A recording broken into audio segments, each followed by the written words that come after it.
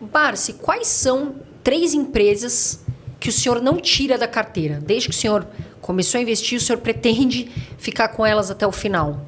Bom, todas as minhas empresas eu não tiro da carteira enquanto ela não chega na situação que chegou a Itaúsa. Tem 3 que o senhor fala, não, essas aqui são minhas, vamos supor, as minhas favoritas, né? Que eu não. Não é que eu não questão vou de tirar. serem favoritas, é que são empresas que geram um resultado excelente. Então, por exemplo, a Klabin é uma delas, não é isso? Você tem ideia de quantos anos tem a Klabin? Muitos anos, né? Mas dá um chute.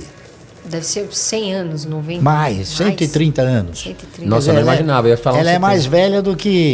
velha do que muitas ações estatais, Petrobras, né? Tá entendendo? E é uma empresa que se mantém diante de uma estrutura extremamente bem configurada, entende?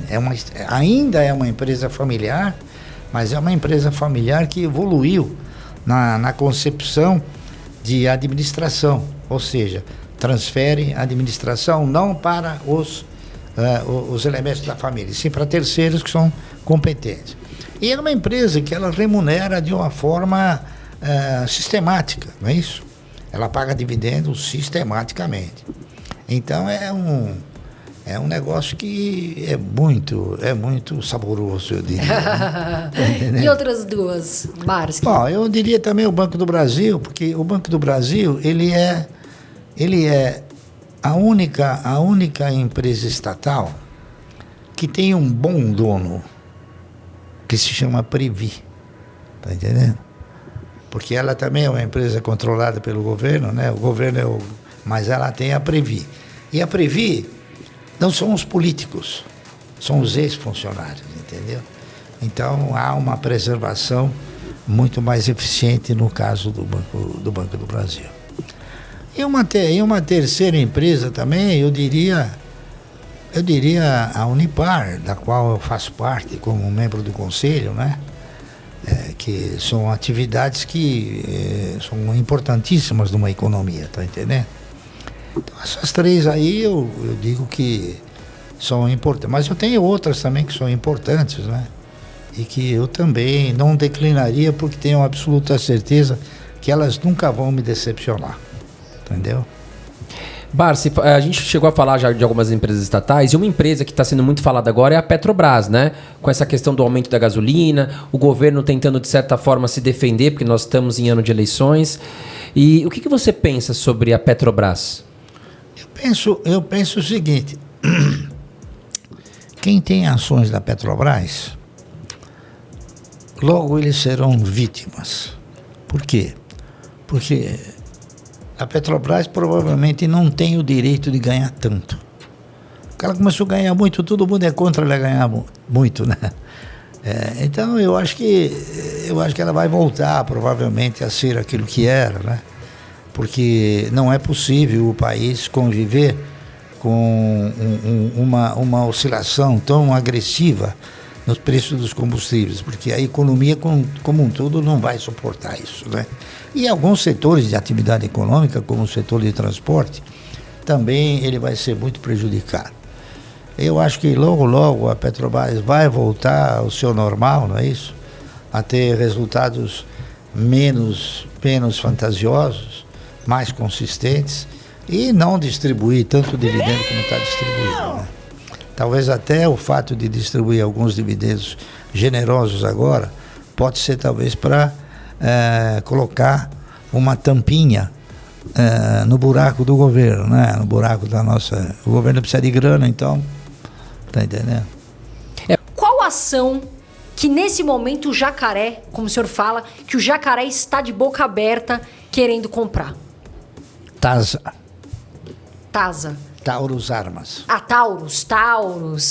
Tem mais TASA alguma para Taurus o pessoal ficar com os dentinhos, o jacarezinho ali? Eu estou comprando também ações da Vibra, na razão direta que elas passam a ser uma boa opção. Já comprei uma boa posição de Cosan e estou esperando ver se cai um pouquinho mais da Auren, que é da ex-CESP, é isso? O senhor prefere a Cosan ou Raízen? Que muitos perguntam. Não, eu não prefiro, eu quero aquela que paga mais dividendo, eu não tenho preferências. A minha preferência não é pela empresa, é por aquilo que ela distribui. A Cosan, acredito que distribua, né? Mais dividendo. A Cosan é uma holding, né? Então É a Cosan, enorme, né? a Cosan tem ações de todas elas. Então, A Cosan é a poderosa chefona. Pois é, Vamos dizer diríamos assim, isso, né? Diríamos isso. Agora, Márcia, a gente viu uma declaração também que o senhor critica muito a questão de aluguel de ações. Queria que você explicasse um pouco sobre o que é o aluguel de ações e o porquê isso é algo ruim para o mercado. Bom, um país, quando ele opta por ter um mercado de valores, ele, claro, vai ter que ter uma bolsa de valores, não é isso? Essa bolsa de valores, ela tem que disponibilizar o quê? Um recinto onde, nesse recinto, se entreponham as forças de compra e venda, tá certo? Então, a única maneira que você tem de fazer com que o preço seja um preço real, seja você deixar as forças se degladiarem entre si. A partir do momento que você permite que alguém alugue uma quantidade exorbitante de ações e venda, esse mercado ele não tem estrutura para suportar isso. Então ele acaba sendo o quê? Ele acaba sendo uma pressão desordenada que gera o quê? Que gera um preço fora de condições normais. Tá certo? Então, a condição dos preços de todas as ações que são locadas, elas são irreais. Entendeu? Então, isso é uma coisa que a gente analisa. Então, eu digo o seguinte: a locação de ações, ela acaba se convertendo num estelionato. Por quê? Porque se você aluga uma casa, você não pode vender. Porque se você vender, você está praticando um estelionato. Se você aluga um veículo, você também não pode vender, senão você estará praticando um estelionato. Da mesma maneira que se você alugar um equipamento industrial ou um equipamento agrícola, você também não pode vender. Se você vender, você está praticando um estelionato. Então, por que você pode vender uma ação? Por quê? Porque isso gera benefícios para o monopólio chamado Bolsa de Valores, B3. Gera esse benefício, entendeu? E eles não querem perder esse benefício. Então, eu costumo dizer o seguinte, que a CVM, ela continua de costas para o mercado, tá entendendo? Sonolenta, ela não vê. O CAD, que deveria ver isso, também não vê. O CAD, que é o Conselho Administrativo de Defesa Econômica, não defende coisa nenhuma, tá entendendo? Então, você vai concluindo coisas que você acaba falando. Por exemplo, quem manda na CVM é a Bolsa. A CVM tem um dono, é a Bolsa. O CAD tem outro dono, é a Bolsa. Tá entendendo? Por quê? Porque o único que ganha com isso é a Bolsa. E agora veja o que eu vou falar para vocês. É uma pena que eu estou falando isso para vocês agora, antes de vocês falarem com o Bolsonaro, né? Mas veja o que acontece.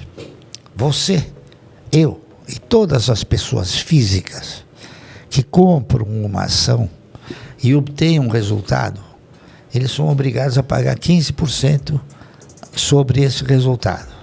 Tá certo? Os fundos não pagam. Sabia disso? Não sabia. Os fundos, eles compram, vendem, vai miséria, e não paga. Então o que acontece? Os únicos que são os locadores de ações para vender no mercado são os fundos. Então os fundos locam ações, vendem no mercado, produzem a baixa, recompram depois de baixo e não pagam nada. Só lucram com isso, né? Então, veja bem, então o governo está deixando de tributar a especulação. Ele tributa o consumo, tributa a produção e deixa de lado. Por quê? É uma boa pergunta, né?